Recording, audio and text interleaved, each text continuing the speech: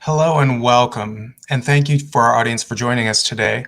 Rangam is introducing our new Ready, or Rangam, Empathy Drives Innovation series. The series will include blogs, chats, webinars, and many other features designed to get you ready for that next step. Whether you are a job seeker, employer, educator, or community partner, Ready will have something for you. For our first Ready chat, Cutting Across Diversity Barriers, we would like to introduce executive and personal coach, Katie Riker Sternberg. Welcome, Katie. Nish and Hedel, take it away. Thank you, Jerry, and welcome everyone. Welcome to the Ready Chat. Thank you, Katie, for joining me and Hedel for the Ready Chat. Let's start with this. Katie, I know you have this amazing, very diverse portfolio of expertise and your amazing journey. Tell us something about your amazing journey as an executive coach, public speaker, therapist, and all the other hats that you have been wearing so proudly for such a long time. Thanks, Nish and Hedel, for having me. I'm thrilled to be here with you today. And thank you for that introduction. I do have a varied background, and I come to you today not only as an executive coach, but also as we're talking about diversity as the proud mom of a son who has that label of being neurodiverse. He's on the autism spectrum. And so I'll give a shout out to all the moms out there who are taking care of and leading and standing up for sons, daughters, and family members who have autism. My path has been winding, and all roads have led to where I am now. I have an MBA, and during that MBA, I had the real privilege of having one class with a social worker and a psychologist who preached about holistic management, and how appropriate for this conversation today. Their point, which really was like a drumbeat in my brain for many years, was, unless you're thinking about yourself as well as your employees as whole people, you will not be able to manage or lead well. So years later, I made the decision to leave consulting and go back to school, get another master's degree, this time in social work, worked as a therapist for a few years, landing as a coach. And so that's where I am today, is working with clients, managers, and leaders all over the world now who are trying to lead better, who are trying to think differently and lead their organizations. I hope with more empathy, but certainly with more emotional intelligence. It's really interesting that you shared, Katie. Regarding the leaders today, Yeah. I think you are so absolutely correct and true. I think one of the biggest challenging questions that most people ask is empathy something that is the individual is born with, or is it something that we can learn?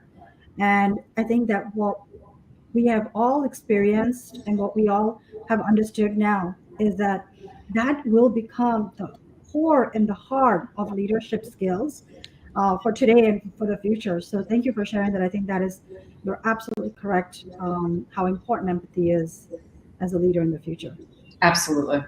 So Katie, you mentioned holistic management. Mhm. And as you have been working with professionals and entrepreneurs and executives, tell us a little bit more on how today's leaders are looking at empathy as you know a superpower. I'm Sure. recently I've started hearing how is that, and what is your experience interacting with this today's leaders?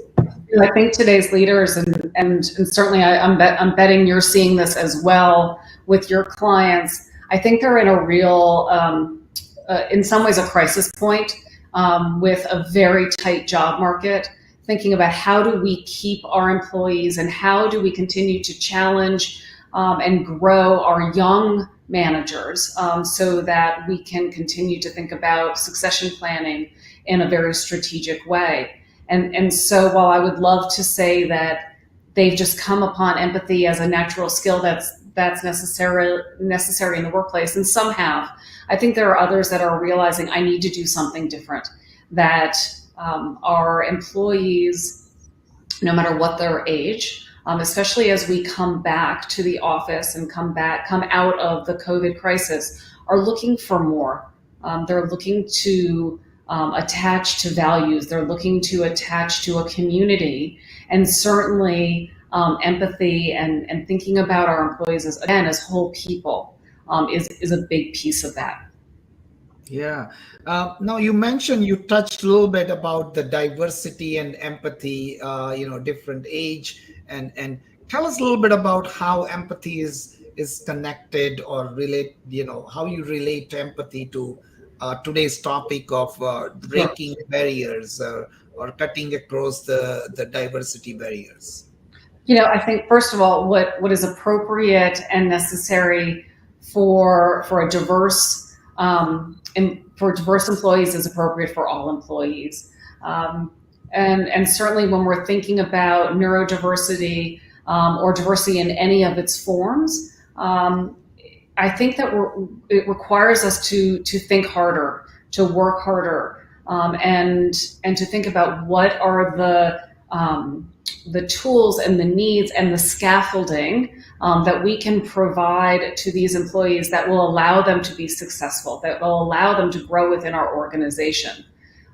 It's not enough to bring someone into an organization and say, okay, here's your pencil and here's your desk, ready, set, go. We need to think about what are all of the aspects of this person, what are their strengths, as well as possibly where are their developmental opportunities that we can step in and provide support throughout their career. Yeah, you mentioned something, how we learned. I think that's a key here as we are talking about diversity and neurodiversity at work. Some of our experience has been as we are working with employer partners and different groups, different departments, different way of working, different timelines, different priorities, different communication method. What are your thoughts when it comes to neurodiverse talent, and also as a parent you have that first-hand experience? How do we work in a most effective way and take those learnings and get better and better, especially in the workplace? I think some of the work that you're already doing is just so impressive that we're first of all going out to the employers to look at how are we recruiting. Are our recruiting methods appropriate? Are we writing the job descriptions so that they are interesting and reaching a diverse group of candidates that we're hoping we're going to attract?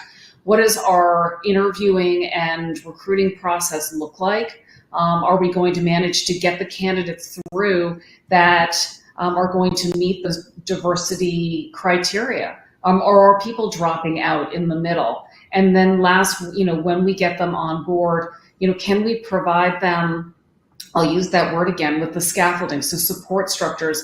Do we have mentors? Do we have sponsors within the organization that will allow these individuals to succeed once they're with us? And I would say every employee comes to the table, every person comes to the working environment with strengths as well as deficits. And so our managers and leaders, whether that individual is neurodiverse or whatever their personal description, needs to think about how do I help this person grow and succeed to the best of their ability. Yeah. Sorry, Ethel, go ahead, please. Yeah, I was just going to say, Katie, you share some really interesting, thought-provoking facts and information here, right? But as we look at the staffing industry and as we look at world of work and the new era, Sure. how do we provide a mechanism where we can essentially help organizations to be able to have, everybody's always looking for simple way of doing things, simple methodology. And that's where some of these best practices and processes and systems have been created around recruiting methodologies and the approaches. And now we're looking at and we're talking about something very unique and complex. So how do we convert that uniqueness and that complexity into a little bit more simpler format of processes which can be easily embedded into the infrastructure? I don't know that there's an easy button. I wish that there was. I think that if there was, we would have seen more progress than we've seen over the course of the last 20 years. I think that the fact is that this is hard and we have to want to do it. And we have to see this as an imperative that is important, not only because it's the right thing to do, but because we need these people. We need these people for their point of views. We need these individuals because they think differently and they bring to our organizations, whether it's a manufacturing or a service organization, critical skills and critical ways of thinking. So that's number one. Number two, I think that, if we can get to a place where there's information sharing, so organizations that have already had success, whether it's on the recruiting or creating communities around diversity within the organization, I think that helping and creating communities where we can share that information is super helpful and goes a long way in helping other organizations that perhaps have not, launched this kind of an effort, maybe make it seem not quite as scary. No, you're absolutely right. That's amazing what you shared. It's not a cookie cutter problem. No, especially when we're talking about autism, every single person with autism is different, and they each bring to the table unique challenges as well as gifts. And that's no different than every single person on this planet. And so we can't broad brush, whatever the diverse population we're talking about, whether it's autism or any population, these are individuals as opposed to a stereotype that we can just group in and this is what they're going to need. And I would say it's a process of learning, and we are all going through that process. And this is what we always share with our employer partners, that it's a partnership. We're going to learn together. What we can bring to the table is our experience and our latest and greatest in the research world, what is happening, best practices. But again, it's all about learning and then tweaking and making it better and better. And Hetal, at one point, once we build certain systems or customize or tweak the existing systems, then it becomes part of the routine. Then it's just a perception, how we see it as a easy, that hey, this is how we work. But it's gonna take some time for all of us to bring those changes in the hiring system. One another thing which Katie, you mentioned, is it's so powerful. We call this creating connected community with natural support system built in, so that when we bring in the talent, they got a full support they need. And one of the most important thing which we talk about is, so they are not misunderstood, or there is maybe the expectations are established, right, the communication. So tell us a little bit about that, because what we have experienced is some individuals, they have been successful in one environment, but then when they go to the other environment and certain situations and the style, tell us why some of those challenges we are facing as we change those environments. I think that you just hit on it. Honestly, it's all about those expectations, right? It's all about having those conversations up front about what the employee needs to be successful, and making sure that once the employee is on board, that we're continuing the conversation, that we're providing that employee with feedback, and that feedback is going in all directions, that we're checking in and making sure that the employee is being heard. I think that whomever the employee is, often what goes wrong is that we're not creating a communication channel that is open and honest and based on trust. And so when we lose that, we can lose that talent as well. Yeah. And we talk about the engagement, employee engagement, right? It is for any neurotypical candidate also. But in this particular case, it's a little bit more sensitive. And because we don't know how this employee engagement works, what are those challenges? So, as you said, it's right communication. And Ethel, your thoughts in this area, where we have seen some failures and then we change the success environment, we have seen some great successes. Yeah, no, thank you for asking that, Nish. What we see and what we hear oftentimes in the in the staffing world or with our corporate partners is they would love to be able to adapt, I would say, unique differences in approaches to methodologies of bringing in diverse talent, but their anxiety and fear or maybe the unknowns is what really prevents them, where they have this preconception notion that it's going to cost them more money maybe, or is it going to take more of my time, but really helping them to really understand, rethinking about their role as a leader and how to engage with the I would say people that they work with. If people are our new customers, is how I'm looking at it, right? And so, how do we change that mindset? Yeah. How do we provide them with that guidance or the comfort or that confidence of really stepping outside of their norms and engaging with different people and diverse folks? That's so true. That's so true.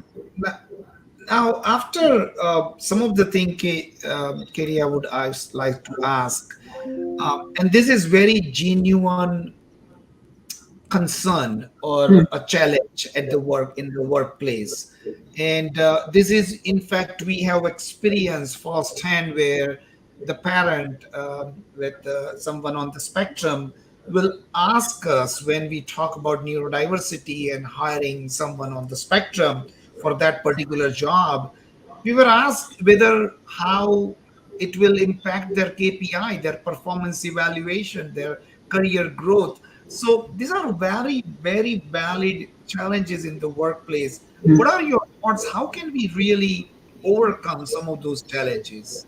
I think it goes to Heddle's point a minute ago about, first of all, before the individual is even hired, is thinking about what is going to make that person a success, and how is this individual going to be additive to the entire department.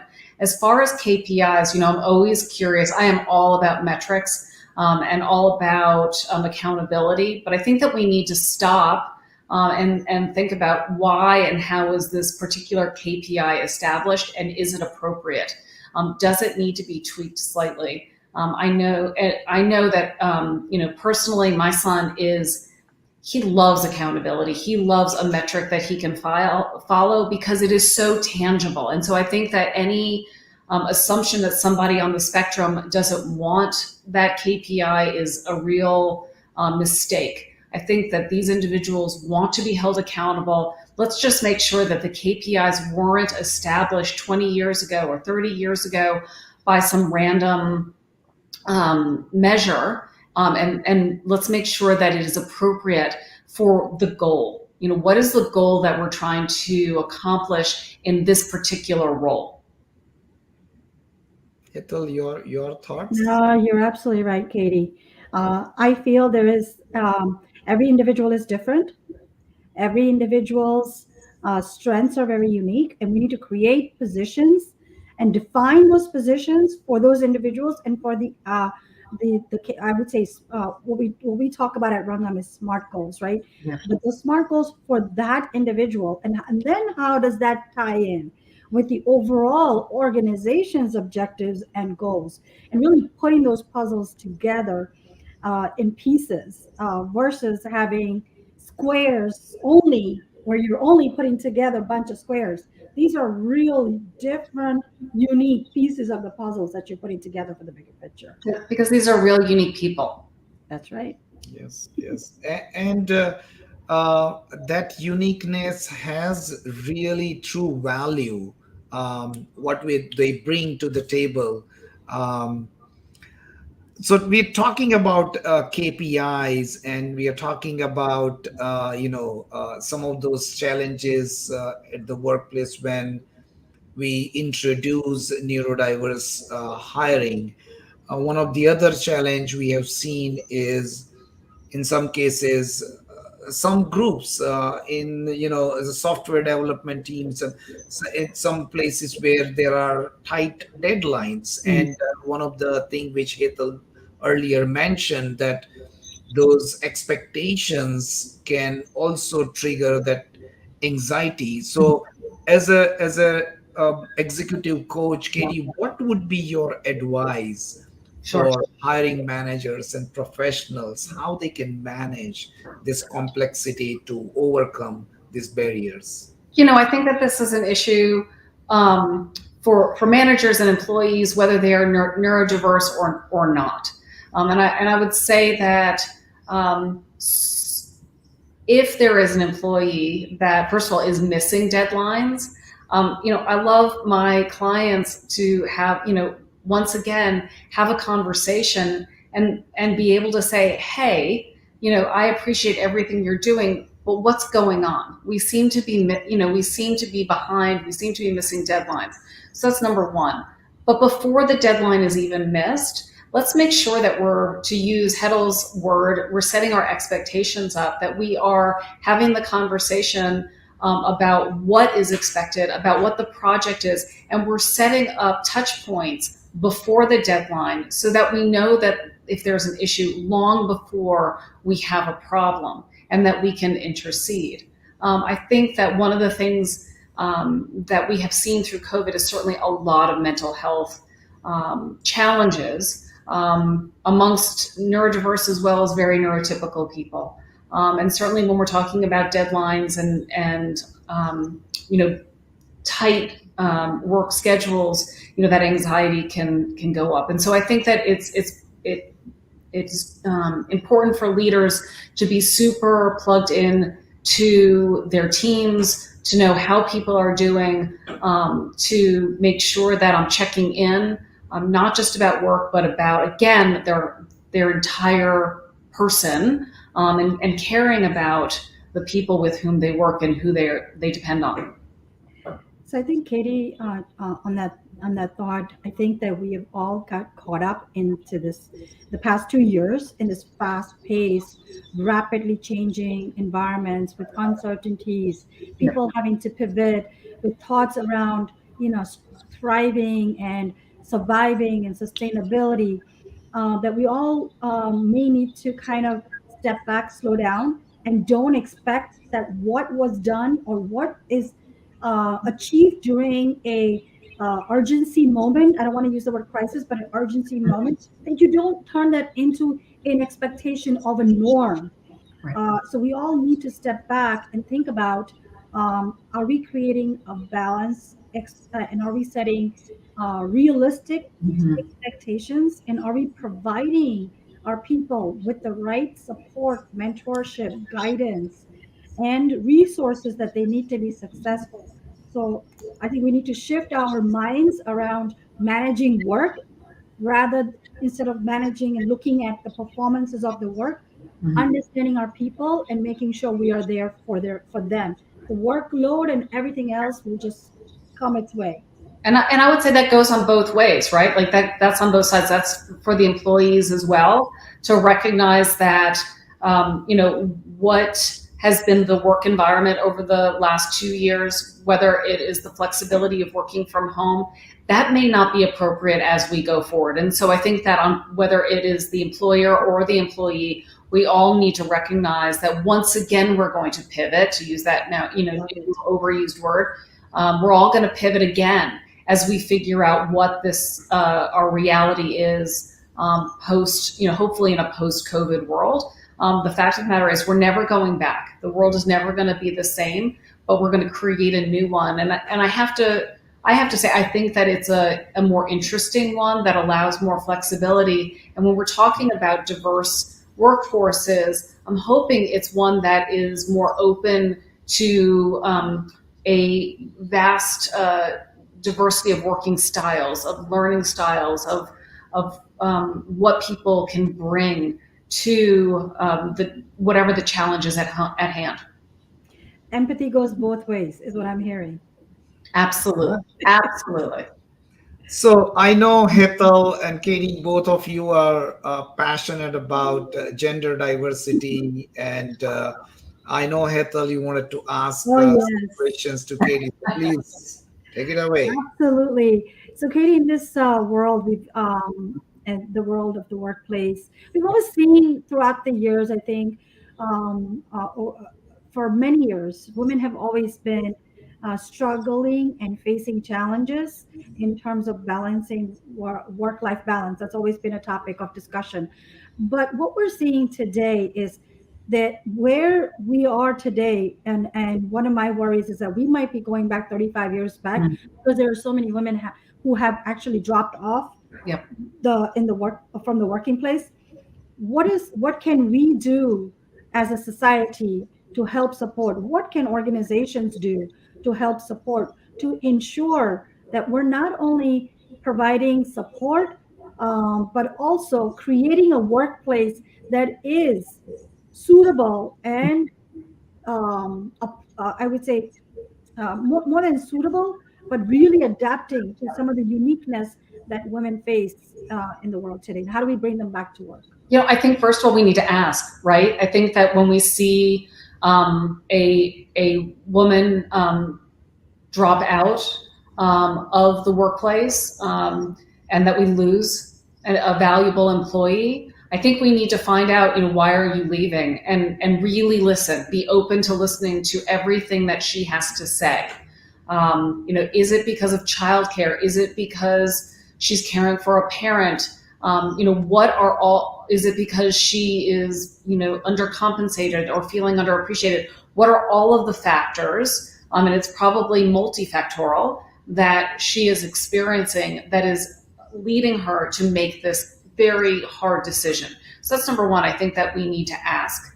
Number two, I think that we need to ensure in the workplace that we have mentors and sponsors, so that women can not only see themselves in higher positions, but they have people that can help them, that they can go to someone and say, hey, what do you think about X, Y, and Z, and how I continue along my career path? We all, need to see ourselves and that path forward. And so again, like thinking about why are we losing people, making sure that we're listening, creating those pathways.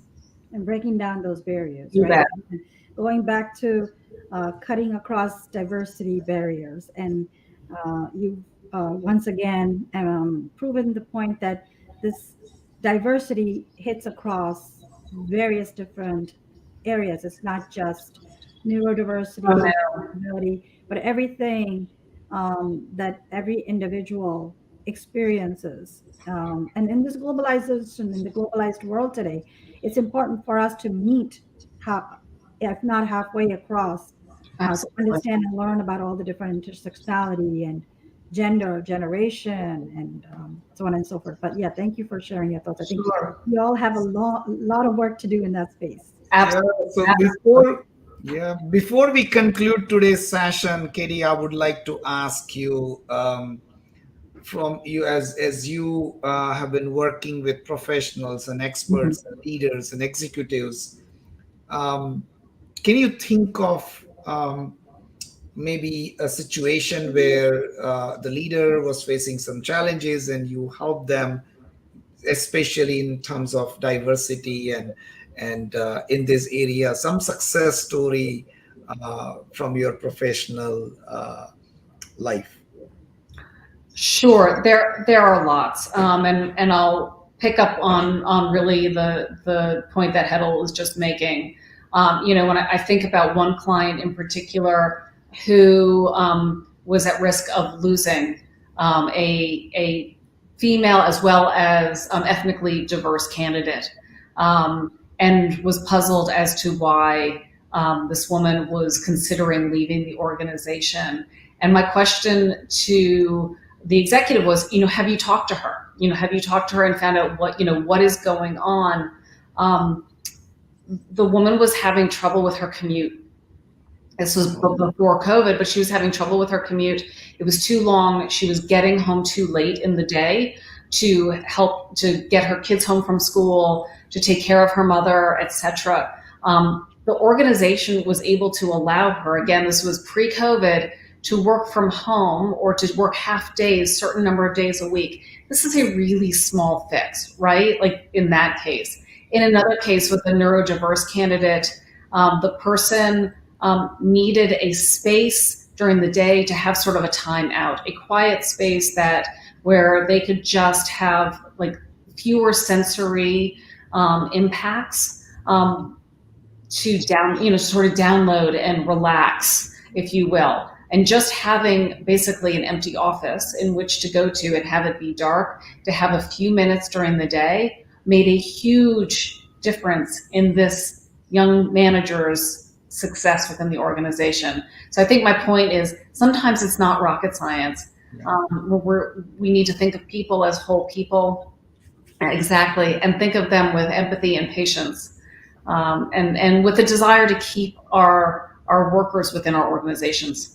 And I remember in our earlier conversation, you mentioned flexibility, patience, Absolutely. Some of those words. So, Katie, thank you so much. I would love to continue this conversation, and thank you for jumpstarting our conversation at Rangam with this Ready Chat. Hetal, thank you for asking some great questions and also sharing some of your thoughts.